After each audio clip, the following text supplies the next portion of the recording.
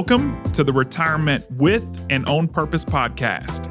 I'm your host, Trevor Lawson, and this show is all about helping you not just reach retirement, but truly thrive in it. You've put in the work, now let's make sure you can enjoy every moment to the fullest. Today's topic is about retirement spending. So we're going to start to enter some new territory for some of our listeners that have been with me for a while now. We've yet to talk much about retirement spending, but I was inspired by an article that Benz wrote on the Morningstar website titled, "Will You Need Permission to Spend in Retirement?" And this topic really kind of sank its teeth into me because I see time and again with my clients who I've helped make that transition into retirement, they oftentimes have a very difficult time transitioning from saving to spending, and for very good reason. So I'll reference several nuggets from this article, which I'm happy to link in the show notes, and kind of just riff on some of the ideas that Christine did a good job presenting. So I think one of the biggest reasons why people oftentimes, especially people that have done a good job saving for retirement, have a hard time starting to spend this retirement savings is because for 30 plus years, money's only been flowing in one direction into their 401k or retirement plans. And Christine notes that as well. I mean, it's very, very difficult when you're in the habit of just seeing money go in to wrap your head around money starting to come out. So that's a big reason. And just like when we were kids, it was a heck of a lot easier to spend our parents' money than it was our own. Well, maybe we got an allowance or started working and getting our own paycheck.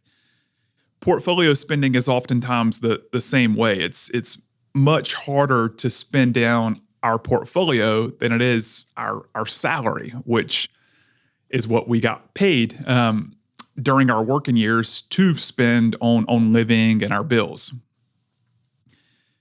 So Christine goes on to note that the data suggests that most people haven't saved nearly enough for retirement. So this is another reason that likely plays into our inability to comfortably spend in retirement. The data that is most prevalent out there when it comes to retirement spending is that most people haven't saved nearly enough for retirement. And so when we're continuously inundated with that message, for those of us that maybe aren't working with a financial planner, but even if we are, it takes constant reminding and encouragement to counteract the message we're getting from the news outlets that if you are one that has done a good job saving for retirement and you've set aside enough, it's okay. I mean, to start enjoying the fruits of your labor, that's what it's for.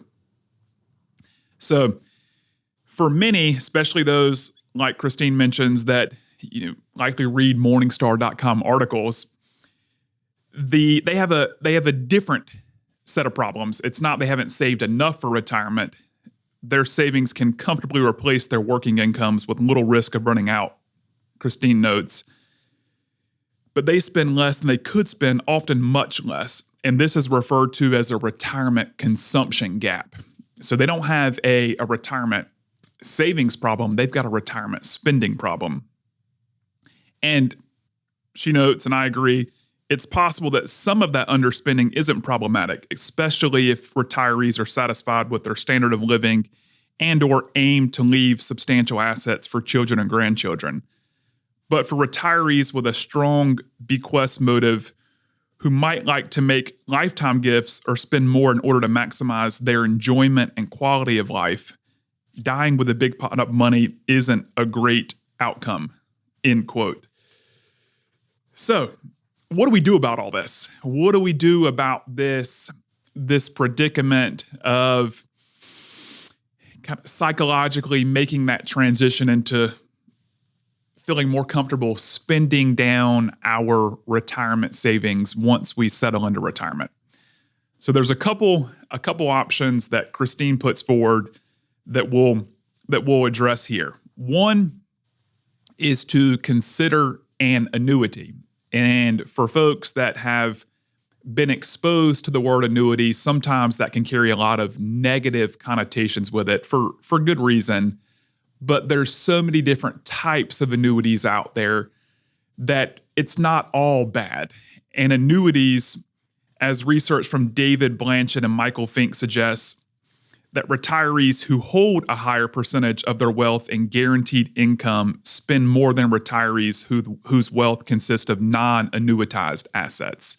So annuities really help for spending. I mean, an annuity in a nutshell is a vehicle that provides ongoing income to a retiree. So it pays out a fixed amount on a regular basis. So for those that maybe struggle giving themselves permission to start drawing down their portfolio assets, one consideration would be potentially carving off a portion of their portfolio, creating an annuity that pays out ongoing income, and treating that income like you would a paycheck from an employer. So sometimes that can help smooth out that psychological transition from saving to spending. Another strategy to consider is tilting your portfolio towards current income production. So what does that mean?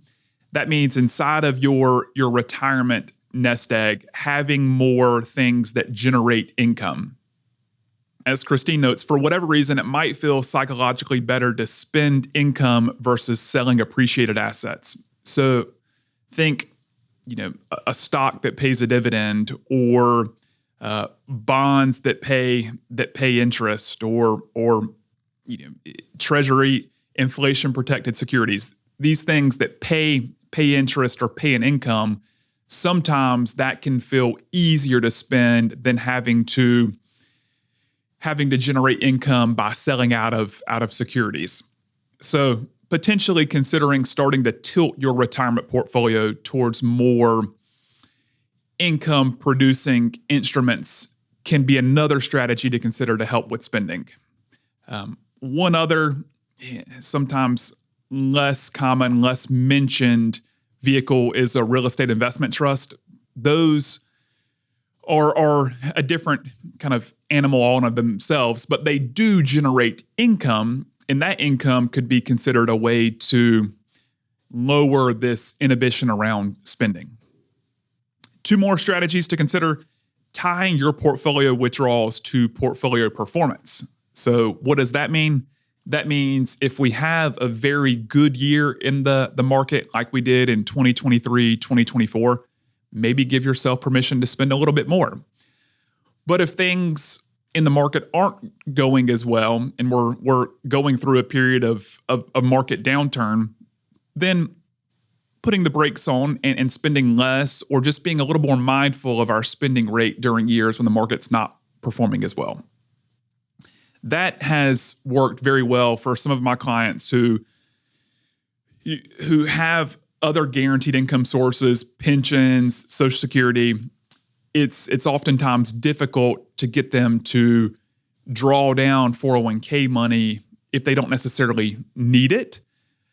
But if we have a year where the market's doing exceptionally well, that's a great opportunity to think about taking some of those gains off the top and using them to make gifts during your lifetime, or take a trip with family, or just enjoy a little more of life rather than keeping those monies for a later date. The final strategies worth considering are planning for your spending to trend down. So research shows that the trajectory of our spending in retirement does start to decline over time. So we oftentimes refer to those early years of retirement as your go-go years. That's when you're as young as you ever be, you're oftentimes as energetic as you ever be, and you are very excited potentially to do all the things that you've been looking forward to in retirement. So those early years are considered the go-go years. Then you sort of transition into the slow-go years. And then the final years of retirement are often considered the no-go years. But your spending oftentimes follows that same trajectory where you're spending more during those go-go years than you will be your no-go years. So sometimes realizing that your spending will likely trickle down over time can help us get past that psychological hurdle to feel comfortable spending in retirement. And then lastly, asking your advisor to dole it out. So for those that may not have any of the other strategies resonate with them, you could just simply have your advisor start to send out a certain amount to your checking account every month. And that just kind of forces money to start showing up in your bank account that you can do as you wish. But by giving your advisor permission to start sending out those monthly allotments, that can help you see, hey, I do have money coming in consistently every month. Maybe it's okay to start enjoying some of this during my retirement years, which is what I've been saving it for. So the final takeaway is maybe just as much as having kind of a retirement plan in terms of looking at what our retirement projections are going to look like based on our savings and based on what taxes will look like, based on assumed growth rates on our investments. Maybe we also need to have, whether it's part of this same retirement plan or a separate plan, a retirement spending plan, one that really captures our spending over time, where the monies are going to come from, and ways in which we're going to be able to give ourselves permission to spend our retirement savings. That's it for this episode. If you enjoyed it and want more of this content, I encourage you to read the article. And Christine has even written a book that may be worth exploring. It is titled it's one, admittedly, I've not read yet, but it is on my list, How to Retire by Christine Benz. It could be worth exploring if you enjoyed some of the content that she put forward, and certainly was one that got me thinking a lot about what I'm seeing in my own practice. So until next time, take care of yourself and happy retirement spending. Thanks for tuning in to the Retirement with and On Purpose podcast. I hope you're walking away with new ideas and a fresh perspective on how to make the most of your retirement journey. And remember, retirement isn't the end. It's your time to live with purpose. Until next time, I'm Trevor Lawson. Here's to a fulfilling and thriving retirement.